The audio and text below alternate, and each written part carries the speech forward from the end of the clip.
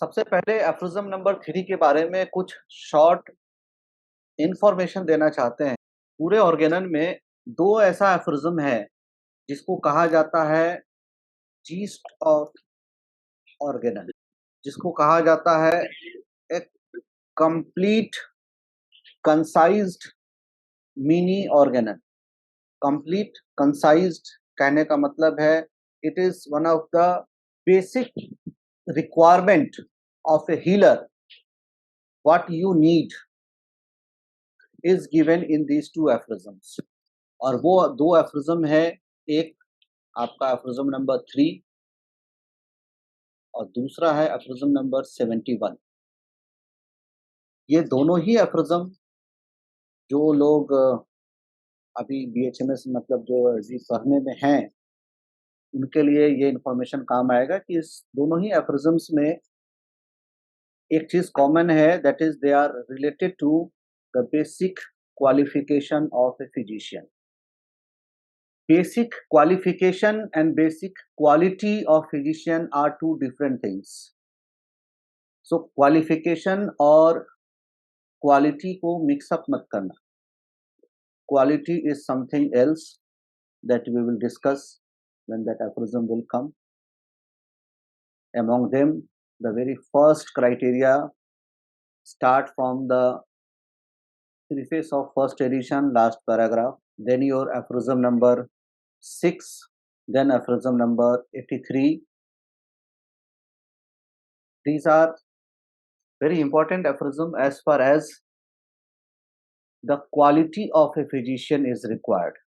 But aphorism number 3, aphorism number 4, aphorism number 71, aphorism number 7, aphorism number 77, they are especially for qualification of physician.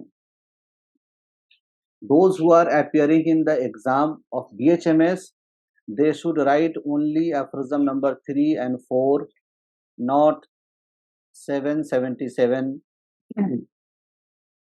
आपके समझने के लिए ये बताया है कि ये सारा चीज है, ये बहुत इंपॉर्टेंट है। वो क्यों है जब अभी हम आपको 3 के साथ साथ बताएंगे। सबसे पहला क्या कहा हमने कि एफ्रिज्म 3 is one of the very important mini organon, you can say concised organon, you can say, that give a complete reflection of a knowledge of physician having these qualifications before he claim himself a rational physician. इस aphorism में सबसे important part जो है वो सबसे नीचे में देखो लिखा हुआ है, सबसे लास्ट में जो इटैलिक्स में लिखा हुआ है, इसको सबसे ऊपर रखो। अब अभी जो हम अपने तरीके से आपको बताने जा रहे हैं, इसमें आप देखो जो इटैलिक्स में लिखा हुआ है एक बार। He understands how to treat judiciously and rationally, and he is a true practitioner of the healing art. ठीक, तो अब अगर आप इसको अपने ऑर्गेनन में एक नोटबुक के फॉर्म में लिखना हो, तो सबसे पहले इसके सबसे ऊपर में लिखो जो सबसे लास्ट वाला 4 वर्ड है। ऊपर आप लिखिए, क्या क्या लिखेंगे? He understands how to treat judiciously and rationally. Last वाला True practitioner of a healing art. जी, true practitioner of a healing art, ये सबसे ऊपर में लिखिए। अब एक एरो देके उसके बाद जो इटैलिक्स का बाकी सेंटेंस रह गया उसको लिख लो। रह गया बाद में बाकी, He understands how to treat judiciously and rationally. ये एरो देके ही के बगल में पहले आप लिख लो इफ ही अंडरस्टैंड। अब ये इफ हमने उठा लिया है इस एफरिज्म के सबसे पहला वर्ड को। सो क्या कह रहा है? अगर आप true practitioner of healing art बनना चाहते हो, तो ये ट्रू प्रैक्टिशनर आर्ट क्या कह रहा है? जो जुडिशियल और रेशनल प्रैक्टिस कर रहा हो। अब यहां पे एक और चीज देखो, ट्रू वर्ड क्यों यूज किया गया है? अक्सर ऐसा देखा गया है, जब कोई बहुत महंगा प्रोडक्ट मार्केट में अवेलेबल होता है ना, तो कभी-कभी उस जैसा दिखने वाला सिमिलर सेकंड कॉपी बहुत तैयार हो जाता है, नहीं? बहुत अच्छी-अच्छी परफ्यूम देखोगे 40,000 की परफ्यूम है, उसका सेकंड कॉपी आपको 2000 में अवेलेबल मिल जाता है। तो ये सेकंड कॉपी जो है सीमिंगली जो बाहर से वैसा दिखता है, इसके अवेयरनेस के लिए हनीमैन ने कहा है, after getting your BHMS degree on record you become a homeopath, a healer, a practitioner of rational system of medicine. But you will be called only a practitioner of healing art, a practitioner of rational healing art, when your action, when your practice will be according to that. Having a degree of homeopathy or having a degree of BHMS or MD XYZ, it may be a part of your this rational healing art, but it will not be called as a true practitioner until and unless you have to walk what you are talking. इस चीज का specially यहाँ पे देखो बार बार Hahnemann ने कई जगह पे लिखा है, उसका सबसे इम्पोर्टेंट रीजन ये था कि देखो कुछ लोग, छोटा सा हिस्ट्री बता रहे हैं वहां से, कुछ लोग इस न्यू सिस्टम ऑफ मेडिसिन से इन्फ्लुएंस्ड हुए, हनीमैन से इन्फ्लुएंस्ड हुए और होम्योपैथिक प्रैक्टिस में आ गए।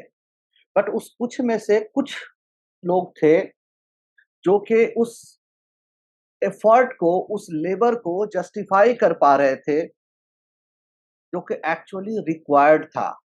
ये डिफरेंस वैसे ही है कि जो हम कहते हैं ना, किसी चीज को जानना और किसी चीज को मानना। तो जान तो लिया, लेकिन जान लेने से इंफॉर्मेशन हो जाता है, जब तक मानते नहीं हैं तब तक वो अडॉप्ट नहीं हो पाता है। जब वो जानने के साथ-साथ अडॉप्ट भी हो जाए, एक्शन में भी आ जाए, then it will be a true follower, a true practitioner और व्हाटएवर। ये जो ट्रू वर्ड यूज़ करने का मतलब ही यहाँ पे ये था कि there are so many second copy of that. अगर एक्चुअल कहा जाए तो यहाँ पे ट्रू वर्ड यूज़ करने की ज़रूरत नहीं पड़ती। अगर सभी लोग अंदर से, बाहर से आईने की तरह होते, ये जो बाहर और भीतर का जो डिफरेंसेस है, to identify the differences, Hahnemann has to mention at many places such type of adjective. So once again, true practitioner कहने का मतलब है what you are preaching, what you are teaching, what you are reading, you are exactly copying in your practice. You are copying the practice of homeopathy according to its cardinals. ठीक है? सो फिर से एक बार कहेंगे यहाँ पे, true word in the sense कहने का मतलब है your practice should be strictly according to the principles, according to the cardinals, according to the basics of homeopathy. Then it will be called. Otherwise, practitioner of healing art, everyone claim itself. ये बहुत हद तक related है why Hahnemann has used and removed the word rational from the name of organon of medicine. इस दो sentence को जो अभी अभी आपने लिखा, a true practitioner of healing art if we understand how to treat judiciously and rationally. ये judicious और rational, इसका कई जगह पे बहुत इंपॉर्टेंट एस्पेक्ट आएगा समझने के लिए, और वो आपको specially the फाइनर shades of homeopathic practice से रिलेट कराएंगे आप। चलो अब इस दो सेंटेंस के बाद अब थर्ड एरो देके लिखो सबसे पहला वाला सेंटेंस। अब हम ऊपर से आ जाते हैं, सबसे पहला sentence. If the physician clearly perceives what is to be cured in diseases. बस बस यहीं तक। सो सबसे पहले, if you are a true practitioner of healing art, if you want to be a true practitioner of healing art, then you must have to follow certain principles, certain rationality, and that is to be on the judicious and rational practice. इसके लिए जरूरत क्या क्या है? सबसे पहला जरूरत है, the first and most important thing that you must have to know, that you have to clearly identify what is to be cured. If you are not perceived clearly what is your scope and what is your limitation, I am very much sure that till now, from whatever source you have studied your organon, while reading this aphorism number 3, you have not correlated it with scope and limitation of homeopathy. Have anyone? Because we are so much familiar with this aphorism as a part of knowledge of physician that we have almost neglected the shadow of this aphorism. This aphorism has two sides, like your new point. One side is in front of you, another side is behind you, and that is, you can say, on the other side of the coin. The front side is what you have to do, but the circle will complete, the phenomena will complete, your knowledge will complete only when you have to identify not only your domain of action but your limitation of domain also. And I would like to say that before you know your domain of action, you must know your limitation of your domain. Very frequently, because of this unawareness, we impose on ourselves so many failures. यहाँ हमारे domain का चीज था ही नहीं, हमने जबरदस्ती ले लिया, सर पटक रहे थे, बाद में फिर देखा ये होम्योपैथी में नहीं हो रहा है, ये वहां नहीं हो रहा है, ये यहाँ नहीं हो रहा है.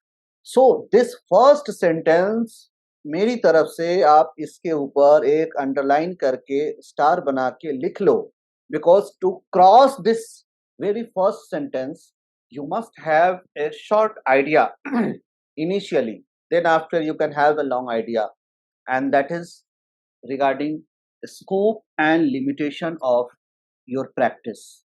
What is to be cured in disease? क्या ठीक करना है आपको बीमारी में? क्या ठीक करना है मतलब इसके पीछे जो छुपा हुआ है, क्या क्या ठीक हो सकता है, क्या क्या ठीक नहीं हो सकता है, उस ठीक हो सकने वाले दायरे में आपको देखना है कि अब आप क्या क्या ठीक कर सकते हो. M I clear? शैडो क्या है?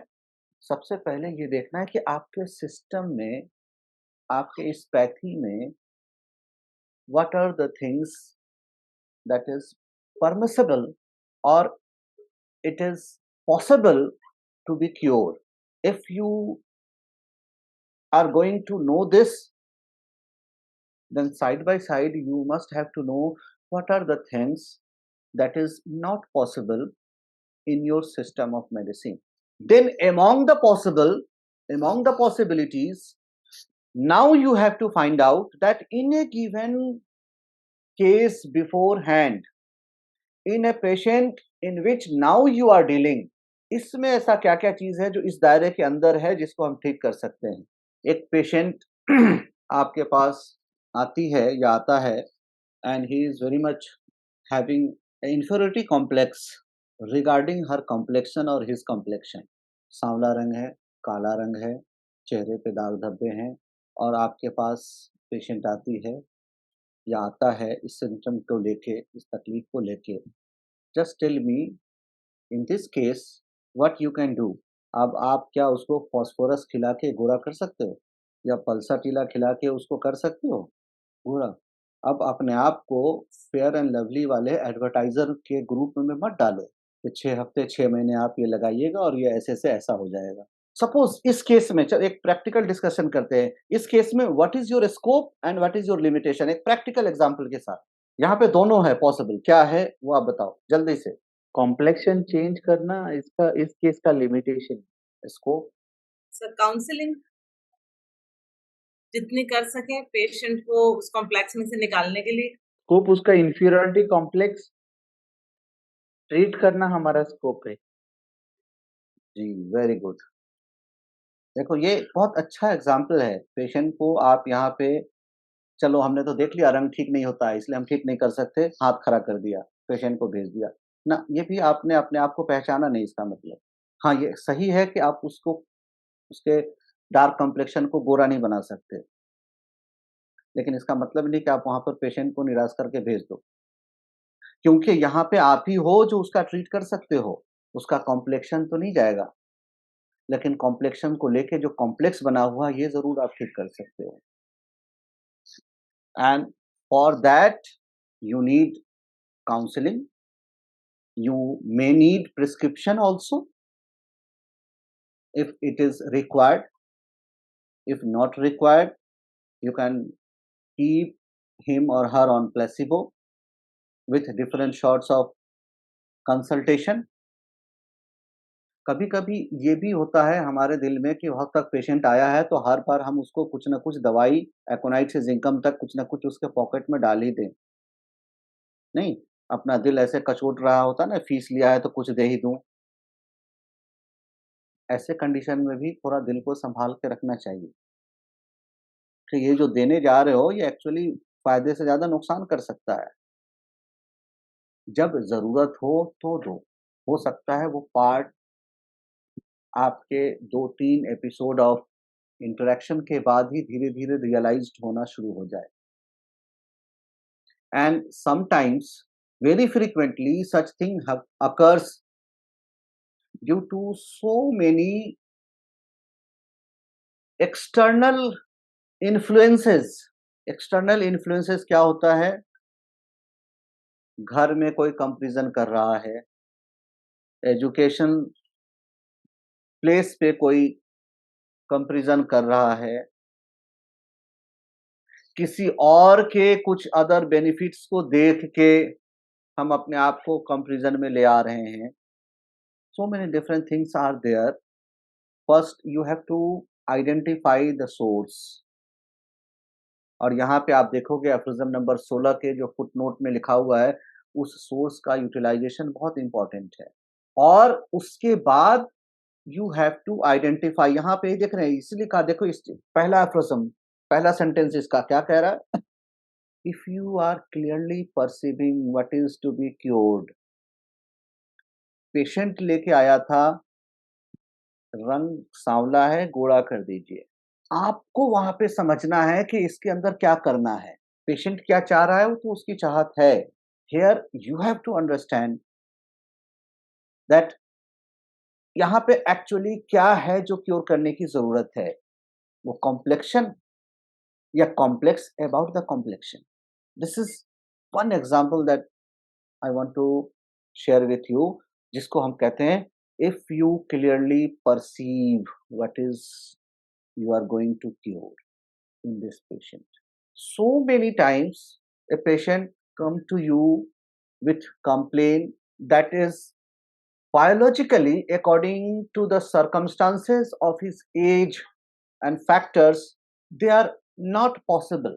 Circumstances कहने का मतलब है, सपोज कर लो एक बहुत अच्छा sportsman up to the age of 30, 35, 40, एक लेवल ऑफ फिजिकल फिटनेस, एक लेवल ऑफ फिजिकल स्ट्रेंथ, एक level of stamina, a level of XYZ, इसको एंजॉय किया उसने।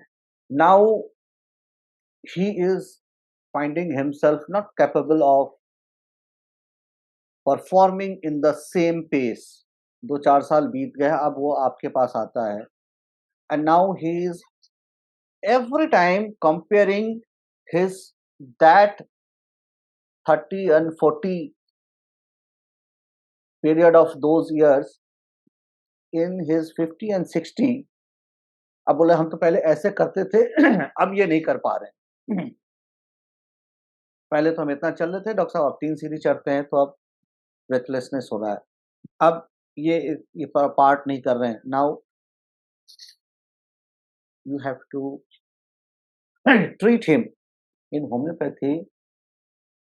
there is no such capsule to make geriatric patient person of geriatric age group to be into the adult age group. Now you have to find out that according to these circumstances, what should be, is it is hampering. For those things you have to treat him. Those which are not possible, again it is a part of its counseling and management and letting him to understand. One part. So पहला part यहाँ पे हम क्या कहेंगे, if you are clearly going to perceive what is to be cured in disease, इस particular case में क्या ठीक करना है. यहाँ पे देखो एक और चीज है. What do you understand by the word perceive? Anyone? Perceive का मतलब शेयर करेंगे कोई? सर उस अंदर से समझना, देखना नहीं। इतना अंदर जाओगे? सर समझना हाँ, किस समझना. एक्सटेंट तक हम उसको कर सकते हैं, क्योंकि कंप्लीट तो सारी चीजें नहीं होंगी, लेकिन किस एक्सटेंट तक हम उसको इम्प्रूव कर सकते हैं. देखो हम लोग बहुत फ्रिक्वेंटली एक टर्म यूज करते हैं होम्योपैथी में, केस टेकिंग. नहीं, case taking. Those who have chance to be with me, they knows that I mostly say don't go for case taking, go for case perceiving. Case taking and case perceiving, again I will say, चाहे शब्दों के हेर फेर में ये बड़ा एक जैसा दिखे, बट एक्चुअली एक जैसा नहीं होता. Sometimes I say many times to my student when they have taken a case कि आज बहुत दिल से केस नहीं लिया. वो जो दिल से केस नहीं लिया मतलब केस टेकिंग तो कर लिया, परसीविंग की तरफ गए ही नहीं. चाहे आप किसी भी उलझन में हो, थके हो, ये एक बड़ा इम्पोर्टेंट पार्ट होता है. फिर थोड़ा सा हम हट के बता रहे हैं, काम आएगा practically. When you are in your clinic, you must have to be in a good health, in a good mood, with free from maximum sorts of apprehensions. If you are not in such a high level of yourself, then at that time, especially during the case taking or case perceiving of your chronic case, you will be so many points that you will miss. If you are already yourself occupied with certain type of stress and tension, during that time you will not be able to perceive the complaint of the patient. इसको एक दूसरे angle से आपको समझाते हैं. आप लोगों ने फिजिक्स में मैग्नेट के बारे में पढ़ा होगा, हाँ या ना? अगर नॉर्थ पोल के सामने एक और नॉर्थ पोल को ले आओ तो क्या होगा? रिपल्शन। पक्का? पक्का। लॉक किया जाए? जी सर, बिल्कुल। तो अब देखो एक पेशेंट आया है, ऑलरेडी परेशान है, और किसके पास आया है? जो बैठा है वो भी खुद भी परेशान है. दो नॉर्थ पोल एक साथ मिल रहा है. Is it possible that you are going to merge with your patient? And until unless you are merging with your patient, इस merging में एक separation, एक distance भी रखना पड़ता है. ये फिर हम कभी केस टेकिंग के टाइम में आपको बताएंगे. बट सबसे पहले ये चीज है, तब तक वो एसेंस जो पेशेंट से आना चाहिए आपके सेंसेस में नहीं आएगा, क्योंकि दोनों नॉर्थ पोल एक साथ बैठा हुआ है. एक दूसरे को धक्का देता रहे, वो एक दुख सुनाएगा, आपके मन में एक और 3 और आएगा, अच्छा ये है मेरा कैसे हो रहा है, तुमसे ज़्यादा तो हम हैं। अब बाहर से कुछ ना बोलोगे, अंदर से चल रहा होगा। हमने तो कई सारे ऐसे भी को देखा है कि पेशेंट एक कंप्लेंट बोलता है, डॉक्टर 4 कंप्लेंट और सुनाना शुरू करता है, ऐसे लाइफ में चलता है, ये है, लो। वो अपना खाली करने आया था, हमने अपना भर दिया उसके अंदर। So if patient is coming to you with so much stress, trouble, patient, then you must have vacancy of those things so that it will be poured. If North Pole is coming to you,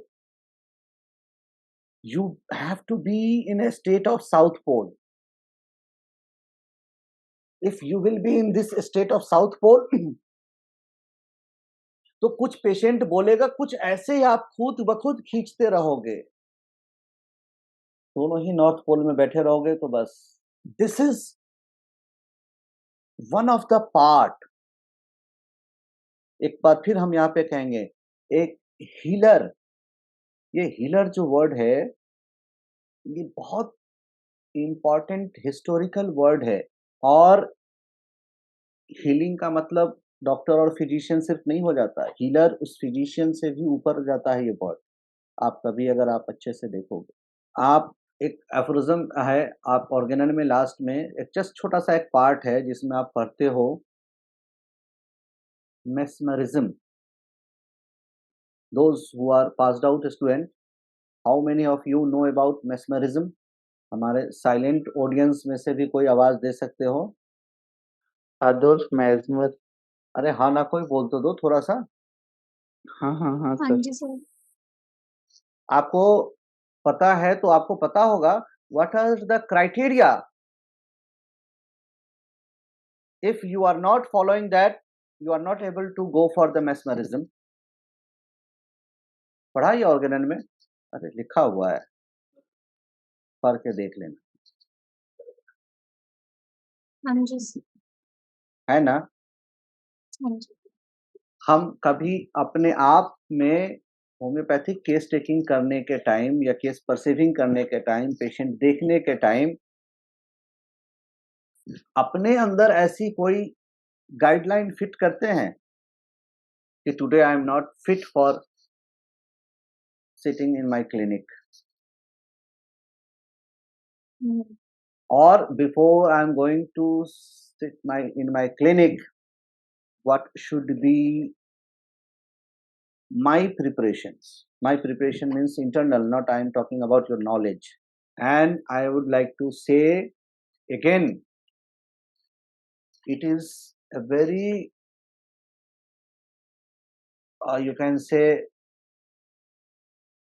a job that requires lot of sacrifices to achieve certain quality. Again, in nature, it is a simple rule, give and take. Nature is one of the most unbiased business. ये हमारी तरफ से एक नया coat लिख सकते हो, Nature is the most unbiased business. What you will pay, nature will repay. There is no compromise. वहां कोई सिफारिश नहीं चलता, अभी मिले, थोड़ी देर बाद मिले, आज मिले, कल मिले, you will have. So if in the nature, if you want to achieve certain quality without sacrifice, it is not possible. Certain sacrifice is the cost of your achievement. कभी क्वालिटी ऑफ फिजिशियन के ऊपर जब हम आएंगे तो इसमें से कुछ सैक्रिफाइसेस के बारे में आपको डिस्कस करेंगे। हम सिंपली बोलते हैं, आप देखोगे जो स्टूडेंट साथ में रहे हैं मेरे, उनको अच्छा होगा, हम उनको अक्सर कभी कभी टोक देते हैं कि ये पेन लेके मत आना मेरे सामने, क्लास में भी हम अक्सर बहुतों को डाँटते हैं या बता देते हैं, जो भी है। बहुतों को अच्छा लगता होगा, बहुतों को बुरा लगता होगा। अब पेन से तो लिखना है, लिखा तो सभी से जाएगा। तो मेरा ये कहाँ क्यों खसका हुआ है कि हम उसको वहाँ पे डाँट रहे होते हैं। Being a physician you must have to develop your personality that suits your profession. आपने कभी रॉक स्टार को देखा है? सभी ने देखा है? अब लो, अभी भी आवाज नहीं आ रही। सभी ने नहीं। सभी ने नहीं देखा। हम वो रॉक स्टार फिल्म की बात नहीं कर रहे हैं। इन जनरल जो रॉक स्टार होता है। जनरल देखा है हमको बिल्कुल। और आपने एक गजल सिंगर को देखा है? Yes sir. When they are going to perform on the stage, दोनों का गेटअप बदल दो, क्या फर्क पड़ेगा?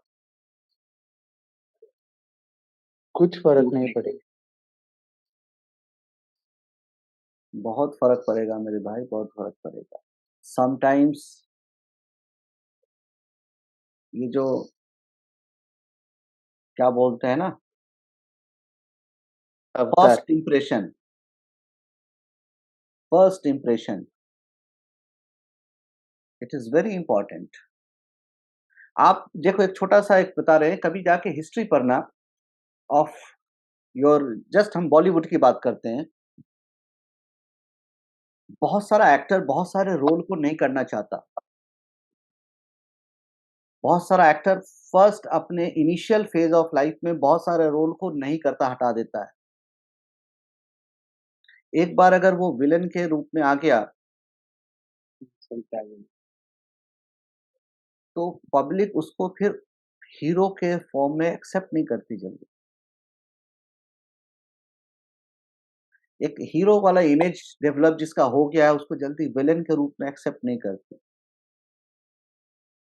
एक दो रेयर परफॉर्मेंस आ जाता है, वहां भी हम देखना, फिल्म जब चलती है जहां उसको विलेन बताया गया है, तो वहां भी विलेन दिखाया जा रहा है, लेकिन उसके पीछे एक शैडो दिखाया जाता है कि उस विलेन के अंदर हीरो है। आप एच.ए. रॉबर्ट्स और स्टुअर्ट क्लोज, आई थिंक में वहां पे जाकर देखना, उस फिलॉसफी में कुछ कुछ जगहों पे कुछ need of your professional life, your sacrifices, इसके बारे में डिस्कशंस है। आप हनीमैन के लाइफ हिस्ट्री को निकाल के देखोगे, वहां मिलेगा सर्टेन क्राइटेरियाज। आप इन जनरल देखो, most of the time there are certain type of dress code, there are certain type of personality code, there are type of certain types of behavioral code that every profession according to that they have to be। कहने का मतलब है, यहाँ पे आप clinic पे आए हो, पेशेंट आपके सामने आया है अपने जो भी उस पेनफुल कंडीशन में, और वहां पे देखे कि डॉक्टर साहब ऑलरेडी ऐसे ही मुंह सुकरा के बैठे हुए हैं। जहाँ पे गए डॉक्टर भी, देखो पता चला कि क्या मुंह में मिर्ची लग गया, इस तरह से मिर्ची खाया हुआ चेहरा बना के बैठे हैं। Then how much patient will be comfortable to you? That is again a part of your personality। ये जो हीलर वाली बात से हम यहाँ पे आए थे, हीलर के लिए आप देखोगे कहा जाता है, बहुत सारों पे देखोगे कि कुछ ऐसे लोग होते हैं, कुछ ऐसा जगह होता है, कुछ ऐसा प्लेसेस होता है जहाँ पे आप जाके बैठोगे, you will feel a different type of ease, एक सुकून, एक शांति, एक आराम। That is one of the greatest achievement of a physician as a healer, if he maintain himself to that level. और जब कभी पेशेंट आपके यहाँ आए और बैठे और कहने लगे कि इतना सारा कंप्लेन था, पता नहीं आपके यहाँ आते हैं तो भूल जाते हैं, आधा कंप्लेन भूल जाता है, यहाँ आके आधा चीज उसको फील ही नहीं होता, तब समझने लगना थोड़ा थोड़ा कि now you are providing him as a role of a healer. जब तक आपके पर्सनल ऑरा से ये रिफ्लेक्शन ना हो कि आपके साथ बैठने वाला एक रिलैक्स फील करे, आपके साथ बैठने वाला एक कंफर्ट फील करे, आपके साथ बैठने वाला सिक्योर फील करे, आपके साथ बैठने वाला डिपेंडेंट फील करे, तब तक बहुत सारी क्वालिटी, बहुत सारा अचीवमेंट नहीं पॉसिबल है। एक हीलर के ऊपर तो आप बहुत सारी चीज़ों को देखोगे। ये हीलर के लिए अब एक छोटी-सी बात बताते हैं। बहुत सारे लोगों को देखा होगा, बहुत सारे रिलीजियस या स्पिरिचुअल पर्सनैलिटीज़ के पास जाते हैं। हम ट्रू वाली बात कर रहे हैं। तो why they are going to them in masses? It is one of the very important factor of their development of the personality. अब आपको क्या लगता है कि उस स्पिरिचुअल पर्सन ने अपने आप के ऊपर क्या कोई ऐसा रिस्ट्रिक्शन नहीं लगाया होगा उस स्टेट को डेवलप करने में? आप भी रोज शाम को चौराहे पे जाके, जहाँ मोहल्ले पे रहते हो वहां पे जाके रोज शाम को 2 घंटे बैठो, रोज जाके चाय पियो, वहीं चौराहे पे हंसी मजाक करो और उसी के बगल में फिर जाके क्लिनिक पे बैठो। कितना वेट देगा पेशेंट आपके ऊपर? और जब तक वो रेंज, आप जो बोलते हैं ना पोटेंशियल डिफरेंस, उस रेंज में पोटेंशियल डिफरेंस नहीं प्रोड्यूस करोगे,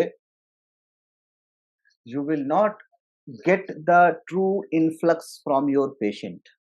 आप में से कितने लोग हो जो ओशो को जानते हो? जानते हैं, सुना है। सुना है। एक बार एक लेक्चर सुन रहे थे ओशो का, उसमें टीचिंग को लेके एक डिस्कशन था,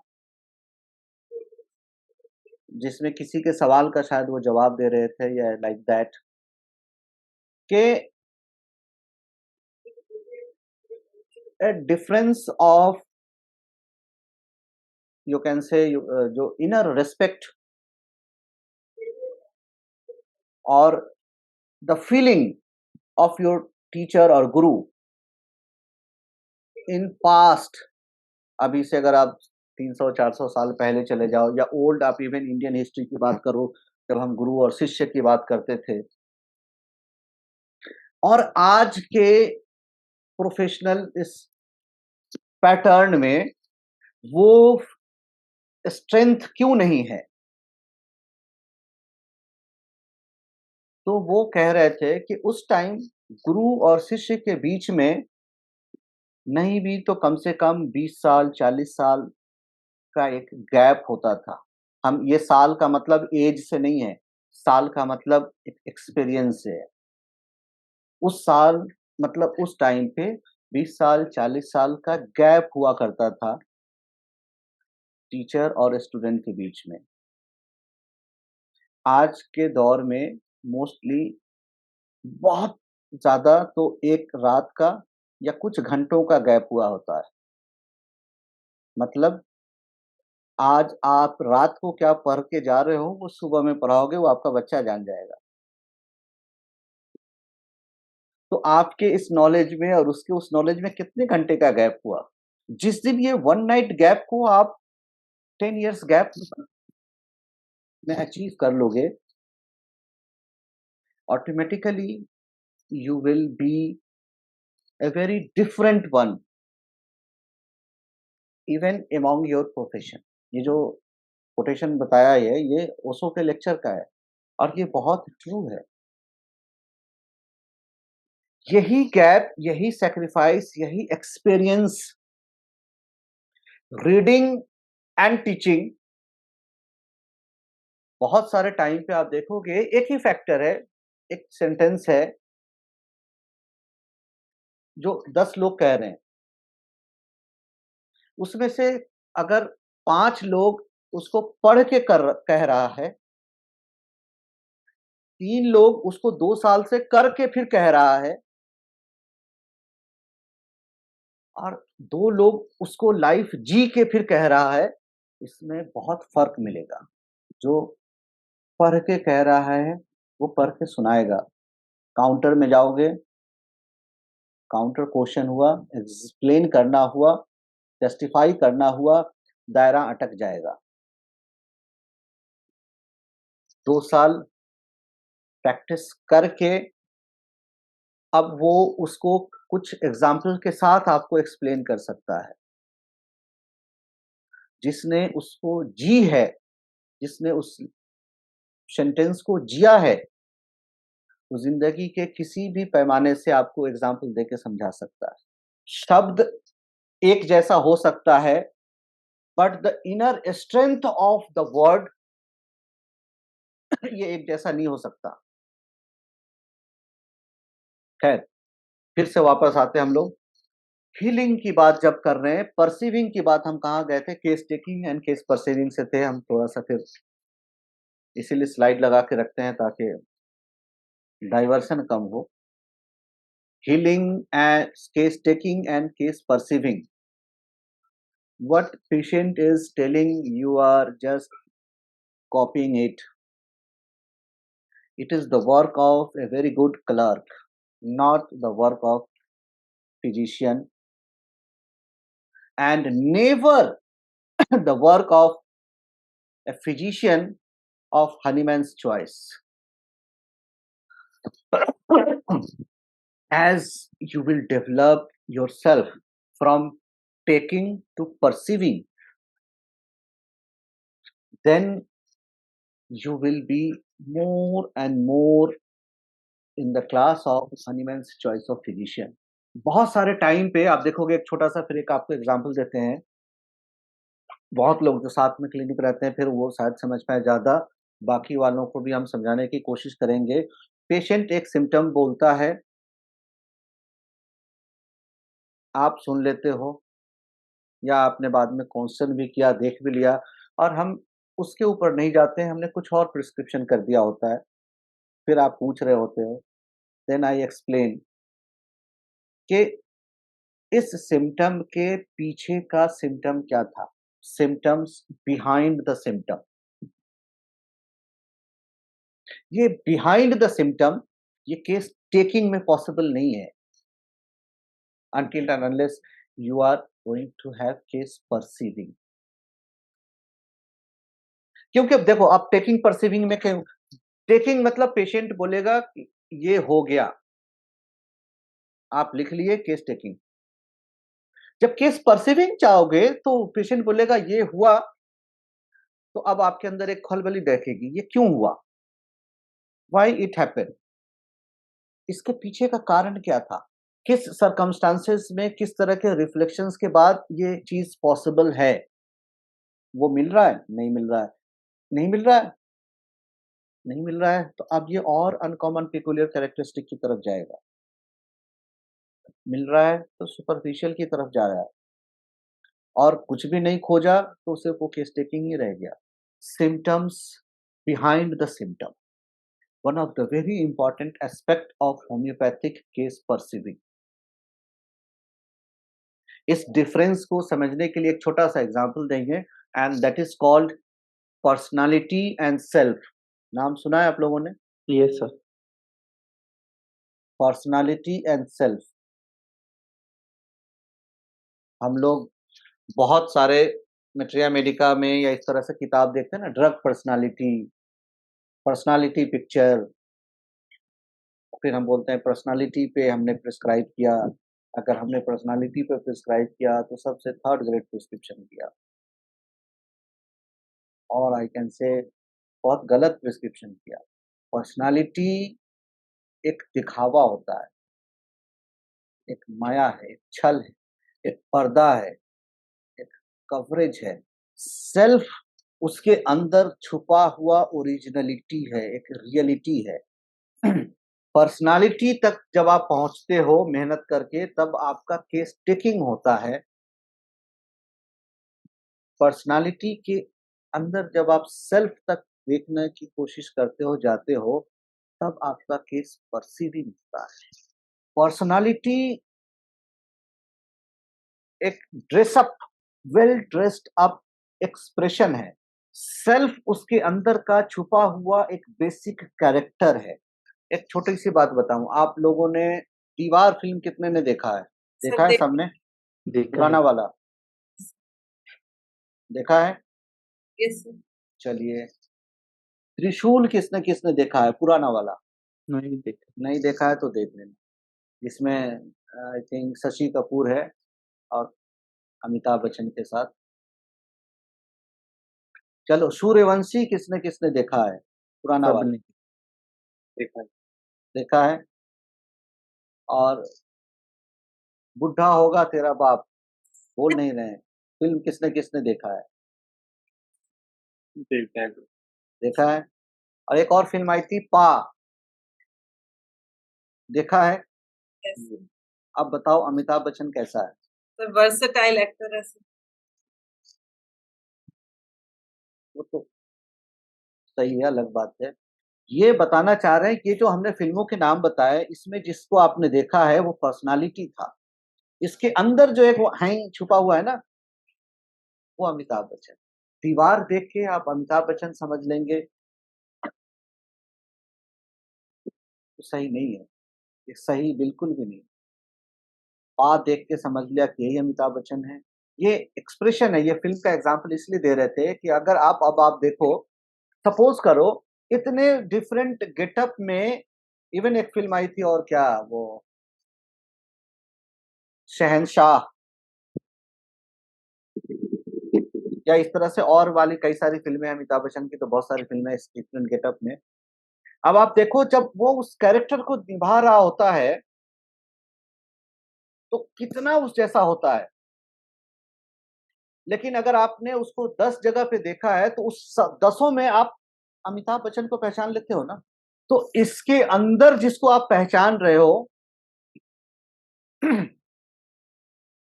बाहर तो कुछ और दिख रहा है। अब आप अंदर कैसे समझ रहे हो कि ये देखो ये वो है, लेकिन ऐसे कैसे एक्ट कर रहा है? आप फिर कहते हो ना वर्सटाइल एक्टर है। क्यों एक्टर कह रहे हो? क्योंकि आप जान रहे हो कि वो है वैसा, यहाँ पे दिख ऐसा रहा है। अगर जैसा था वैसा ही दिखे तो फिर एक्टर कहाँ है? नहीं। और सही है। हम सभी के लाइफ में सभी कहीं ना कहीं पे थोड़ा सा एक्टिंग कर रहे होते हैं। और डॉक्टर के पास तो बहुत ज्यादा एक्टिंग करते हैं लोग। सर दो एक चार। सवाल है। हम्म। एक सवाल है हाँ। सर, जैसे अब ये पर्सनालिटी वाली बात जैसे हो गई, तो अगर हम मटीरियल मेडिका से इसका एग्जांपल लें, अब जैसे लाइकोपोडियम है। हम्म। अब लाइकोपोडियम का ट्रू सेल्फ तो इंफीरियोरिटी कॉम्प्लेक्स वाला है। हम्म। Egotism is a personality reflection of that inferiority complex. Hmm. But we take lycopodium as a rubric egotism also. Egotism को भी हम फोकस करके lycopodium दे रहे हैं, तो ये तो पर्सनालिटी पे प्रिस्क्राइब करना हुआ, ट्रू सेल्फ पे प्रिस्क्राइब करना नहीं हुआ।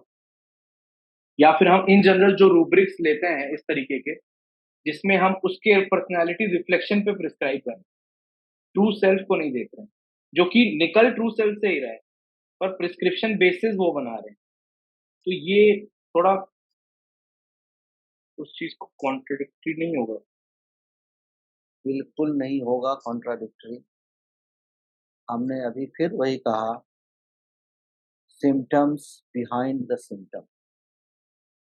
अगर डोमिनेटिंग है तो why not merc sol, why not lachesis, why not nux vomica, why only lycopodium? Symptoms behind the symptom. एक आदमी, एक टीचर आपके क्लास में जाता है और जाते के साथ दो चार कड़क भड़क एकदम, ये पढ़ लो नहीं तो यहाँ फेल कर देंगे, ये कर देंगे नहीं तो वैसे कर लेंगे। आप एक सवाल पूछोगे, 10 सवाल आपसे पूछ दिया, दो चार को जाके पहले दो चार को क्लास में हरका दिया, बाकी लोग चुपचाप जाके बैठ जाओगे। एक आपको जाके स्ट्रेंथ वे में हार्डली आके पढ़ाता है, बट आपके सवाल पूछने पे उल्टा 10 सवाल नहीं करता। तो have you ever try to understand, हम जस्ट छोटी सी बात बोलते हैं, the basic difference between these two type of teachings. एक जगह पे हम अपने आप को एक शील्ड बनाते हैं, शील्ड होता है डोमिनेशन का, एक फियर का, ताकि आप उस शील्ड के इस पार ना आ सको, उसको कवर बना के अच्छे से रखा। अगर आप लाइकोपोडियम को डोमिनेटिंग में प्रिस्क्राइब करोगे तो केंट रिपर्टरी से, क्वाड्रिस रूब्रिक से लाइकोपोडियम को मिटा देना पड़ेगा। क्वाड्रिस रूब्रिक खोलिएगा केंट में तो 2 ही फर्स्ट ग्रेड में है, जल्सीनियम एंड लाइकोपोडियम। तो डोमिनेशन के अंदर आपको देखना पड़ेगा रीजन। ये इनबिल्ट कंप्लीट एक डिस्ट्रक्टिव डोमिनेटिंग जोर वाला है, या ये किसी को छुपाने के लिए ऐसा कर रहा है। ये छुपा छुपैनी वाला जो होता है ना, differences, this is the character. यहाँ पे यही डोमिनेशन के अंदर आप डिफरेंशिएट कर लोगे कि ये लाइकोपोडियम है या ये मक्सोल और नक्सोनी का है। अगर इसके अंदर आपने नहीं देखा तो फिर लाइकोपोडियम एक्चुअली जो परसीव करना है वो होगा ही नहीं। सर जैसे उस दिन वो केस था जिसमें स्पिरिचुअलिटी के टुवर्ड्स पेशेंट एक एज के बाद बहुत जा रहे हैं। अब स्पिरिचुअलिटी अपने आप में, स्पिरिचुअल होना, रिलीजियस होना एक रूब्रिक फॉर्म में आता है या एक सिम्टम फॉर्म में आता है, पर कारण क्या है जिस वजह से वो जा रहा है स्पिरिचुअलिटी में, तो उस पर प्रिस्क्राइब करना इज मोर इम्पोर्टेंट। बिल्कुल, जब तक आप उसके पीछे नहीं जाओगे, इसी को हम कहते हैं, देखो in court, what harm you have done, इसके ऊपर पनिशमेंट जस्टिफाइड नहीं है until and unless it is clear that what is the motive behind this action। एक किसी की जान चली जाए तो एक को फांसी हो जाता है, दूसरे को कुछ महीने में छुट्टी मिल जाती है। सिर्फ साबित करना होता है कि it is an intentional murder और it is a self defence murder, और इसी काम के लिए हम बढ़िया से बढ़िया लॉयर ढूंढते हैं, क्योंकि जो घटना था सो तो घट गया। अब ये जो छुपा हुआ है इसको कैसे निकालना है, पेश करना है। And very frequently in every expression of patient, if you are not going to perceive this background, तब तक फिर वही कहेंगे इट इज केस टेकिंग होगा, केस परसीविंग नहीं होगा। चलो टाइम सबसे ज्यादा हो गया, कॉल आना शुरू हो रहा। सो आज तो पहले सेंटेंस में ही हम लोग अटक गए। सो वेरी फर्स्ट सेंटेंस, अभी तो इसमें थोड़ा सा और लंबा चलेगा।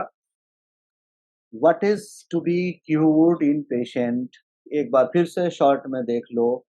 You have to know scope and limitation. अगर स्कोप एंड लिमिटेशन की बात करोगे तो यहाँ पे सबसे शॉर्ट में एक चीज बताना चाहेंगे, एक सेंटेंस याद रखना। सबसे पहला क्राइटेरिया होता है कि whether the demand is in the direction of nature और against the direction of nature. ये सबसे पहला क्राइटेरिया होता है in homoeopathy to know the scope and limitation.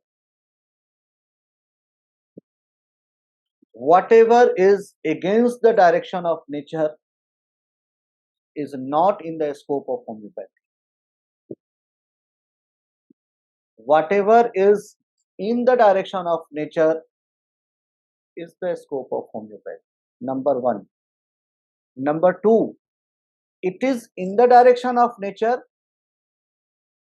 but whether it is in the equilibrium of time and space accessory phenomena, or it is different from time and space accessory phenomena, जिसको बोलते हैं 3 dimensional stability और equilibrium of your symptom of your patients desire उस 3 dimensional equilibrium के अंदर अगर बैठ रहा है, अब वो डेविएटेड है, नाउ इट इज पॉसिबल। अगर उससे डिफर कर रहा है, then again it is not possible. आपने एक पौधा लगाया है, सपोज आज आपने एक आम का पौधा लगाया, आम का पौधा आम प्रोड्यूस करेगा, it is in the direction of nature.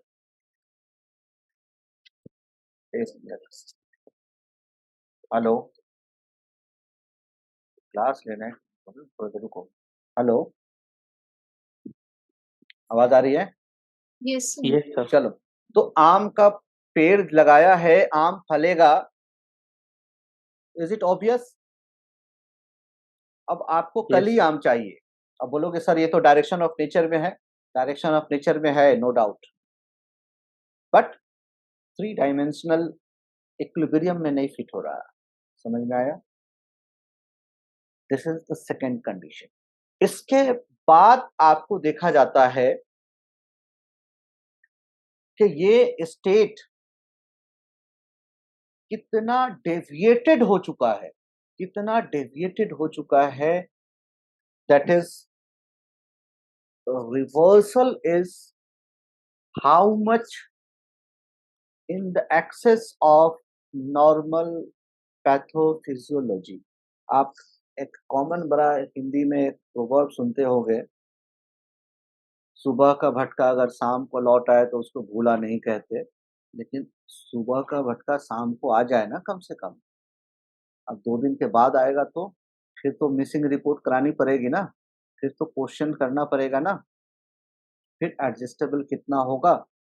ये इसलिए कह रहे हैं, ये देखो एक डिरेंजमेंट, सपोज कर लो फैटी लीवर ग्रेड 1, आपके पास एक पेशेंट आया, ठीक, सिम्टम्स XYZ। एक पेशेंट आया जिसका फैटी लीवर नहीं है, SGPT SGOT अल्कलाइन फॉस्फेटेज बहुत बढ़ा हुआ है, ठीक, ट्रबल बहुत एक्सट्रीम में है, फैटी लीवर जिसका है उसको मैनिफेस्टेशन बहुत कम है। एक तीसरा पेशेंट आया है, now he has cirrhosis of liver with almost 50% shrinkage of the liver। इस पेशेंट का भी SGPT SGOT बढ़ा हुआ है, अल्कलाइन फॉस्फेटेज बढ़ा हुआ है, बाकी लीवर के सिम्टम्स मिल रहे हैं। आपने एक पेशेंट को इसमें से दवाई दिया, 1 महीना 2 महीना चला, बहुत अच्छे से पेशेंट ठीक हो गया। अब दूसरा वाला बोल रहा देखो उसका भी तो लीवर खराब था, आपने ठीक कर दिया, तो क्या आप तीनों को वहां पे ठीक कर लोगे? तीनों का प्रोग्नोसिस क्या एक जैसा होगा? तो क्या आपको यहाँ पे ये बहुत अच्छे से क्लियरली परसीव करने की जरूरत है कि नहीं, कि इस केस में व्हाट इज क्यूरेबल, इस केस में व्हाट इज क्यूरेबल, इस केस में व्हाट इज पॉसिबल, चाहे डेविएशन ही है, बट कहाँ पे क्या परफॉर्मेंस आप एक्सपेक्ट कर सकते हो, कहाँ पे क्या प्रोग्नोसिस आप पेशेंट को बोल सकते हो, हर केस में एक ही जैसा अगर क्लेम करोगे whether it is going to happen. And sometimes ये जब कभी आपको इसी पार्ट में हम आपको बाद में वो केन्स 12 ऑब्जर्वेशन पढ़ाएंगे, जब सो कॉल्ड केन्स 12 ऑब्जर्वेशन, ये स्कोप एंड लिमिटेशन नहीं जानने की वजह से कभी कभी हम पेशेंट का ज्यादा नुकसान कर देते हैं, क्योंकि जहां पे पॉसिबल ऑफ रिटर्न नहीं होता है वहां पे अप्रोच आपका अलग होता है, जहां पे पॉसिबल ऑफ रिटर्न होता है वहां पे अप्रोच अलग होता है। आप एक जैसा अप्रोच करके रख लोगे, एक तो पता चला आपके अप्रोच के बाद ही पता चला और ज्यादा पेशेंट डिटोरेट कर जाएगा। और यही वजह था कि ऑब्जर्वेशन नंबर 1 और 2 और 3 में डिफरेंसेस जो है बेसिक पहला 3 ऑब्जर्वेशंस निकालोगे, जिसमें specially first and 2 it is a matter of this approach. If you are not able to identify that finer difference, तो वहां पे फिर आप वैसे ही काम करके चले आओ। Many examples are there where it is very important to actually understand what is the meaning of word perceiving.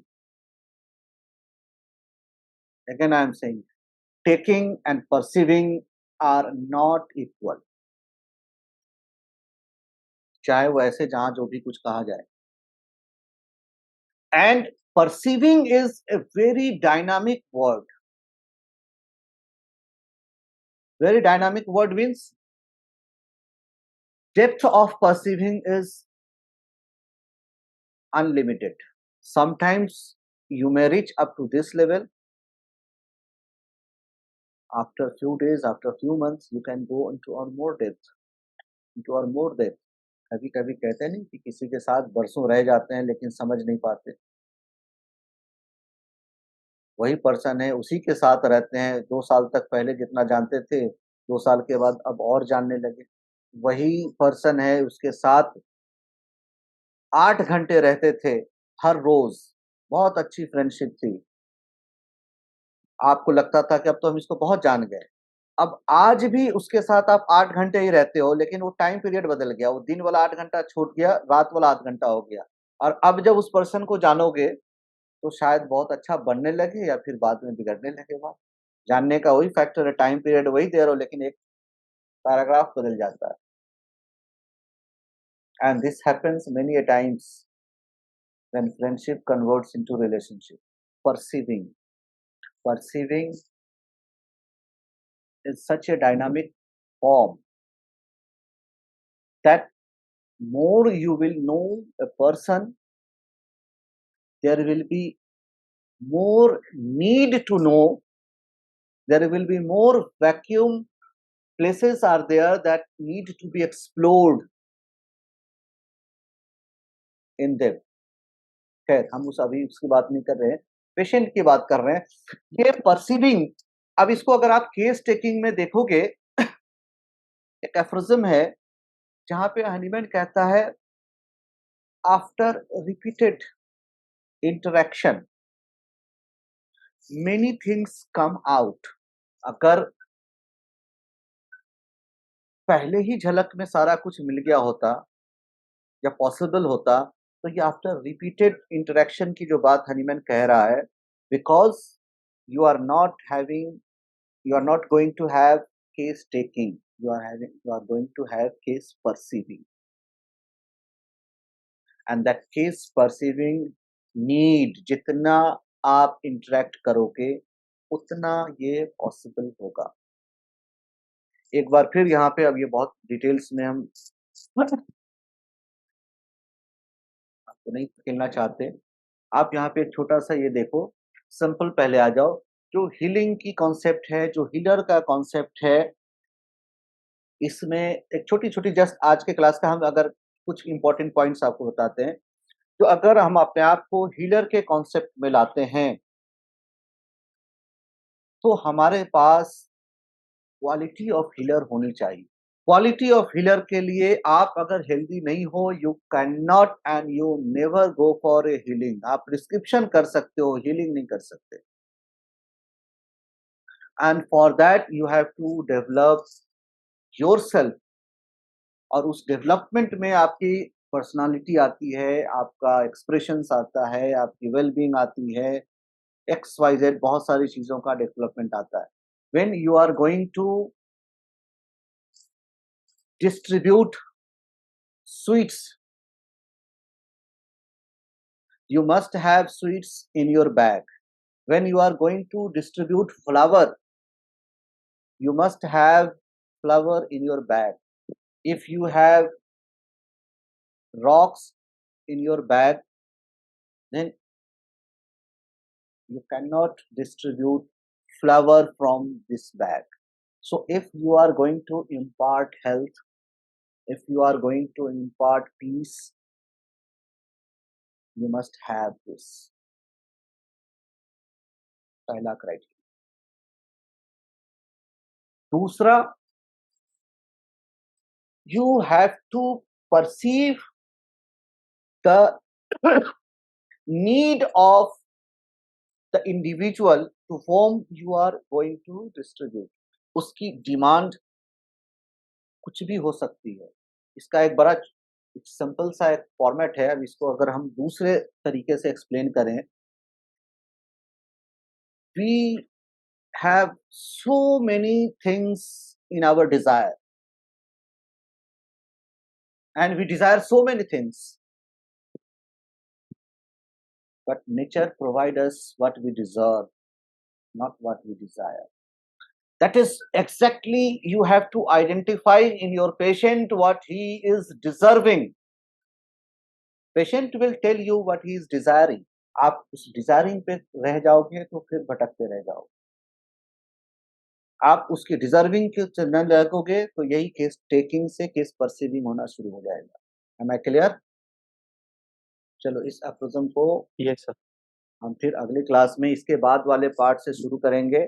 एक बार कोशिश करेंगे कि अभी जो सिर्फ ये पहला एक सेंटेंस बताया है आपको और जो लास्ट वाला एक सेंटेंस बताया है, इसको थोड़ा सा अपने तरफ से सोच के कुछ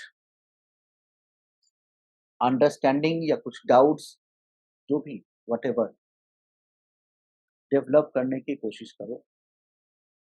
एप्रोजम नंबर 3 में थोड़ा सा टाइम लेंगे, कुछ एग्जाम्पल के साथ और बताएंगे अगले अगले पार्ट में फिर से भी, because this is one of the very important aspect of your future part of organ।